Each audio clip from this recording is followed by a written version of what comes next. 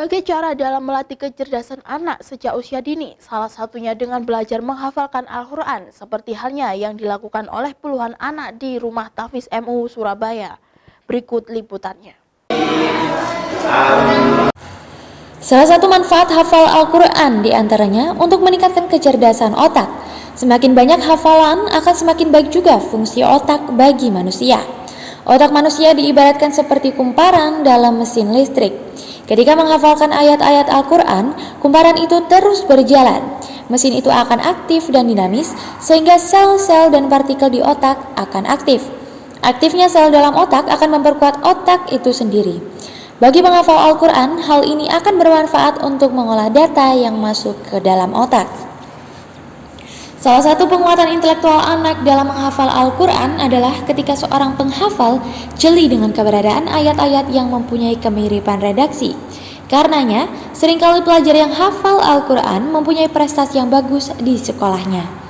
Menghafal Al-Quran juga memiliki manfaat dalam bidang akademis, sebab Al-Quran merupakan pengetahuan dasar bagi para penuntut ilmu. Apabila anak menghafalkan Al-Quran, maka ia memberikan kontribusi yang sangat besar terhadap studinya. Ustadz Arif Himawan, salah satu pengasuh Rumah Tahfiz di Surabaya, ketika ditemui di sela-sela kegiatan ujian hafalan Al-Quran bagi para santri penghafal Al-Quran mengatakan, menghafal Quran dapat meningkatkan kecerdasan otak dalam mengingat sesuatu sehingga dalam masalah hafalan pelajaran para penghafal Al-Quran cepat dalam menghafal dibandingkan pelajar yang tidak menghafal Al-Quran. Selain itu, penghafal Al-Quran berpotensi memiliki kecerdasan yang tinggi, baik itu kecerdasan emosional, intelektual, dan spiritual. Al-Quran ini memang akan memberikan kemudahan bagi siapapun. Orang yang dekat Al-Quran akan diberikan kepahaman. Orang yang menghafal Al-Quran akan terjaga seluruh aktivitasnya. Karena memang Al-Quran ini adalah kitab suci yang khusus akan bisa dihafal oleh orang-orang yang memiliki bersih hati.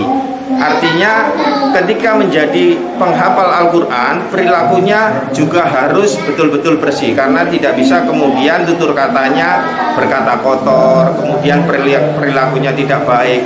Itu akan merusak hafalan Al-Quran. Harapan saya sebagai seorang tahfidz Quran itu agar saya bisa benar-benar menghafalkan 30 juz Al-Quran dan bisa membanggakan orang tua, juga membuat lingkungan sekitar, warga-warga sekitar juga turut menghafalkan Al-Quran dan mempelajari Al-Quran. Hambatannya ya tentu di zaman era digital ini tentu anak-anak itu kan sudah care dengan HP itu ya, atau sosmed.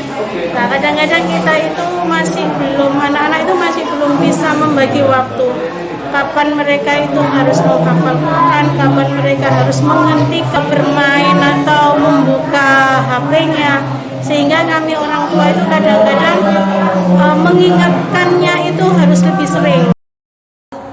Agung Dharma, Surabaya TV.